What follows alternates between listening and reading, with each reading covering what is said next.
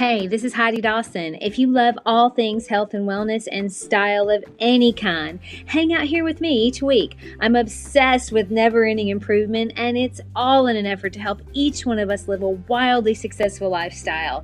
Subscribe today so you don't miss a thing. Hi guys, welcome to episode 400. Yep, you heard that right, 400. I feel like that's a milestone. Just yesterday, I was on episode 5, right? So here is to 400 more. I'm so glad you're here. It means a lot. And also welcome to my listeners in Ireland and Israel. I'm super happy you're here. Thanks for listening. All right, so have you ever read a quote and it just gives you hope or it puts things in perspective for you? Happens a lot for me. I read this one this week. It's not what you did, it's what you're doing and what you will do in the future that matters now. That just fills me with optimism to hear because we can't change the past, but we can create a different future. It leaves the door open to so much possibility no matter what your past is. And we're evolving beings. Our human brain makes sure of that. We either evolve towards decay or we evolve towards growth. Now you're here, so I'm assuming you're evolving towards growth. But a lot of how you evolve depends on what we do with our human emotions, how we act when we feel a certain way, whether we feel sad or mad or depressed or anxious or bored. The actions that we take in response to this will determine a lot about our life. I mean, we all have human emotions, and a lot of times we tell ourselves, well, I couldn't help it. I was mad, or I was hurt when I did or said that. We think the emotion is the problem. We say, well, because I was mad or because someone hurt me, I did this, which caused a mess. So maybe that leads us to think, oh, well, I wish I didn't have those emotions. But emotions are not the problem. It's what we do when we have those emotions that make all the difference in the world. I mean, we're going to have them, but what you do in an emotional state is really important for your quality of life. We all probably know someone who lashes out when they're mad or lashes out when they're feeling hurt. And then they excuse it by saying, well, that wasn't my fault. I was hurt or I was mad. But we can give grace and we can give ourselves grace. But ultimately, we have to live with the consequences of our actions. And that's why self-awareness is such a big topic. Self-awareness and taking responsibility for our actions, in my opinion, that is so attractive. I mean, it tells me someone is stable and has taken the time to work on mindset. Now, we can't expect perfection, but we can expect that we will be self-aware most of the time. It's our responsibility in life to see to it that when we have emotions that don't feel good, we check that the actions we take in that moment don't make things worse. Now, that's what we often do when we live in a reactionary life or one that's on autopilot. We get mad, we lash out, we feel hurt, we hurt someone else. But if you think about it, that's how a 2-year-old acts. And look, we all act like that sometimes. I did just this last week, which I'm going to tell you all about. But you see, self-awareness isn't feeling no emotion. It's being aware of our emotions and acknowledging that we still have the ability to act or not act, which will create a peaceful life or one that's harder than it needs to be. When you feel angry, you can acknowledge the feeling and acknowledge that anything you do or say from a place of anger or hurt can create more anger and more hurt. And now you're having to repair. You guys know I've been really working. If you listen for a while, you know I've been working on catching the thoughts in my head before they cause problems. And I'm usually really good at it to the point to where I don't have a lot of bad thoughts anymore. And if I do, I know I have to recalibrate by doing something to get me out of the state that's causing the problem, which usually means I'll meditate or I take a walk outside or I listen to a positive message. But there is this one area of my life where I recently realized I've got a lot more work to do. And I'm not proud of it, but it is a good example of emotions and how the actions we take because of them will either make things better or make them worse. Because sometimes things catch us off guard, and that's what happened for me. Okay, so I'm going to confess all of my sins this week. So I'm talking to my little sister Molly on the phone. She was driving here from Nashville to visit us. We've been talking for a little while. It's a 3-hour drive, and we were just chatting away when she said, "Oh, guess who I just talked to for an hour?" I was like, "Who?" She said, "Our sister that we never talked to." Now, if you're new to the podcast, catch up on all the old episodes. The sister, I'll give you a quick version. The sister that we never talked to actually shunned us because we are not part of the religion she's in. Well, mainly me and my husband, Eric, because she felt like I had influence with her kids because we were super close.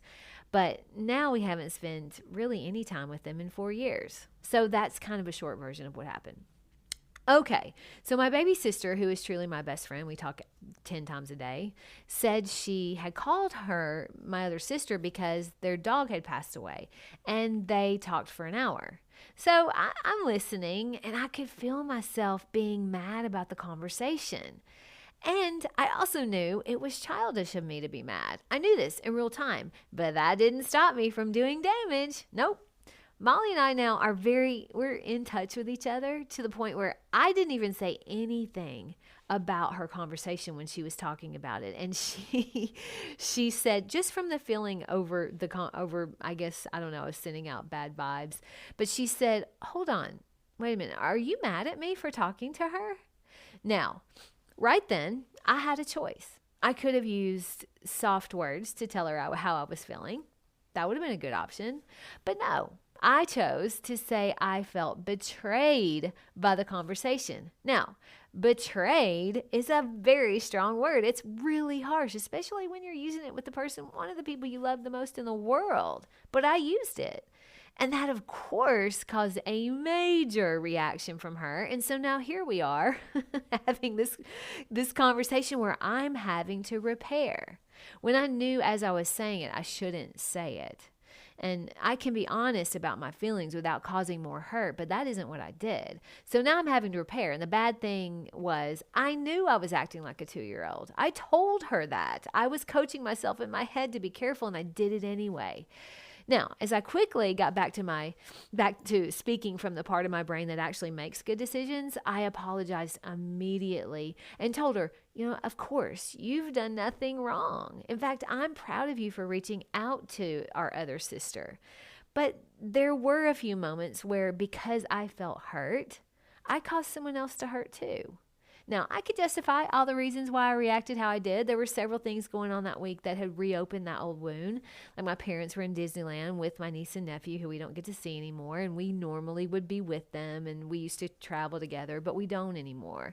And then it was also Thanksgiving week, and we used to always get together as our entire family on the day after Thanksgiving, but we haven't done that since she shunned us either. So the wound was open, and that phone call just kind of added salt to it.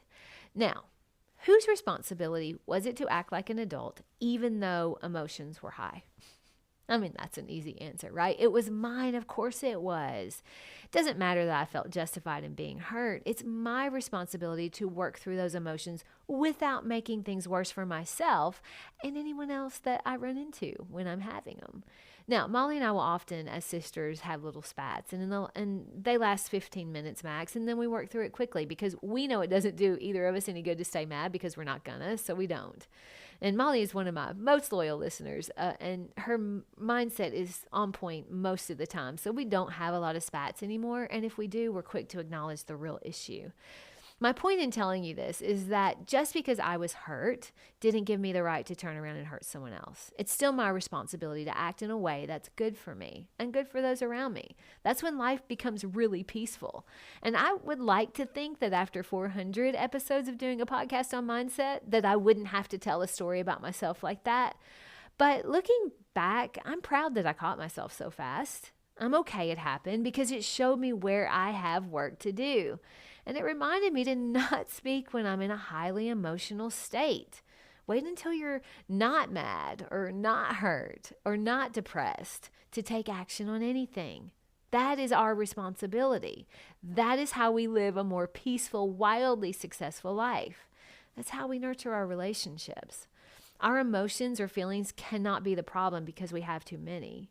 It's the actions we take because of them that gets us in trouble or not. I mean, feelings and emotions are what make us feel alive. We don't want to go without those. You don't want to not have them, but you also don't want to wreak havoc on your life and someone else's because you're having a moment. We all have moments. I mean, we're human, and emotions are part of that. What we do with those, though, determine the quality of our life. So with this 400th episode, I realized I guess I'll just keep working at the mindset thing, because I still have to catch those thoughts that make me miserable, the ones where I start to beat myself up. Just a few days ago, I was doing yoga and thinking about my conversation with Molly, and I caught a thought that I had, and I had the thought that maybe I'm a fraud, because I talk all about being mindful on my podcast. And then there I had that conversation where I acted like that with Molly. And that was my thought, but I flipped the script really quickly, and I said, you know what? It's because I work so consistently on my mindset through the podcast that I was able to catch myself in real time and acknowledge my complete responsibility and then fix it quickly. And the next time, I bet I'll handle it a lot better. And I hope that me telling you and we talking through it like this helps you to do the same. We don't get to a point where we'll all be always perfect at everything. That's not the goal. The goal is to always be improving. That's the goal of this podcast, is for us to always be improving and evolving into the best version of ourselves, that the best us that we can be in that moment. And that takes a lot of being mindful. Lord knows I'm always going to need to be mindful. So I guess I'll keep going on the podcast, and I'm sure at episode 800, I'll probably be sharing another human mistake and how I handled it and what I learned and how I'm using it to make me better. And hopefully it makes you better too. My only challenge for this episode is to love yourself. Love yourself enough to accept that emotions are a normal part of our human experience, but wreaking havoc because of them doesn't have to be. Share this with 3 people who have human emotions. I love you guys. Here's to another 400. I'll talk to you in a few days. Don't forget to subscribe and share with your friends, because we're just going to keep going bigger and better places together, and I love that about us. Talk to you in a few days.